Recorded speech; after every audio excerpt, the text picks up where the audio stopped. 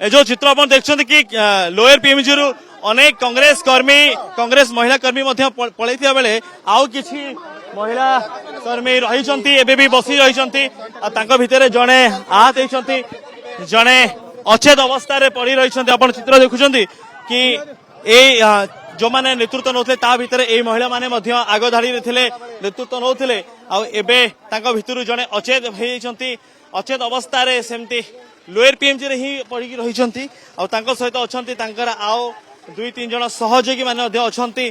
उठा चेष्टा कर समय पुलिस गाड़ी पहुंची संगे संगे डाक्तरखाना को निया किंतु से उठा राजी नहांती जो दृश्य आप देखुं से दृश्य बयान करुच्ची कि प्रबल खरा जो होता आंदोलन रे से अनेक अचेत होती भितर अनेक धारणा स्थल आंदोलन स्थल जावाई राजी होना से माने एठी आंदोलन जारी रखिंट ये दृश्य एवं भी लोअर पीएमजी आम देखु कि हाथ गणती किसी कांग्रेस नेता अटकी अच्छा धारणा स्थल छाड़ी ना मो सहयोगी दीनबंधु जो चित्र देखुं पुलिस नवा चेष्टा कर संगे संगे मेडिकल को निया चिंता करुच्ची कि खूब शीघ्र निया भितर भी से माने आंदोलन स्थल धारणा स्थल छाड़िया राजी नहांती एभली उभय जो देखा उभय पुलिस और कांग्रेस कर्मी को अनेक आहत होती किए प्रबल खरा जो अचेत होती पत्थर माड़ हो